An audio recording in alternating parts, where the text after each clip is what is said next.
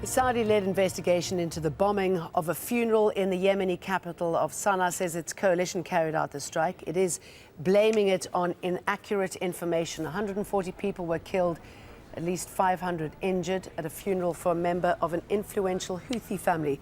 Houthi civilian and military leaders were among the dead. The Saudi-led coalition is fighting Houthi forces across the country. It is the deadliest incident since the war began in March last year. The investigation concluded that a party linked to the Yemeni presidency wrongly passed on information that said there was a gathering of armed Houthi leaders. They also determined that information suggested the group be immediately targeted by the military was inaccurate. The findings also conclude that the Air Operations Center in Yemen led the air mission without obtaining approval from the coalition command. Well, here with me in the studio is Marwan Bishara, Al Jazeera senior political analyst. I mean, it sounds like a mess. It is a mess. As the Yemeni foreign minister told us in Al Jazeera last week, things happen in war, but sure, that's not exactly the best excuse or justification for the sort of high casualty rate in Yemen, and of course other places in the region, no doubt. But certainly in Yemen, it's been the case. But at last, the Saudis came out and did take responsibility for this attack that was considered by some out there in New York and other places as a war crime. Now, it's important because this was a major attack. A lot of people died, a lot of people were injured. The Saudis are saying there was a faulty information that led, among others, to also a problem in the chain of command, and that this will be repaired. But as we all know, a war that's conducted from the air is a war that would lead to eventually a lot of casualties. And in Yemen, this has reached to the thousands of deaths.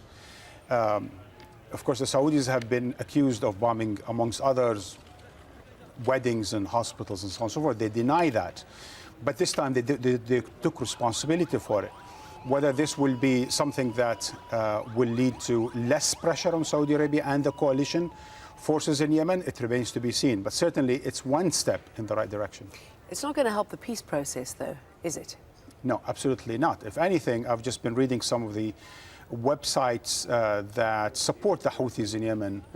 Iranian-like, Hezbollah-like forums, if you will, that's saying, you see, at last the Saudis took responsibility for their crime. So if anything, the other side is using this admission of fault into putting even more pressure on the Saudis and inflaming the souls, if you will. But we all know, we've been speaking about this over here on this stage for so long now, that one, as I said earlier, air campaigns don't win wars, and two, there is no military solution for the question in Yemen. Everyone knows that. Everyone knows that.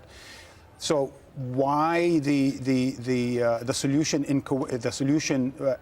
did not come out of the diplomacy and the negotiations in Kuwait? Well, certainly the Houthis have walked out on that one. They've walked out, and that is a clear thing that they did not accept the mediations. But of course, it's ongoing now. Have everyone learned the lessons? It doesn't seem to, Jane. It seems like people need to be shaken to the core until they actually embrace the idea that war is not going to resolve their problems in Yemen. Okay, Marwan, let's leave it there, but we are going to talk about this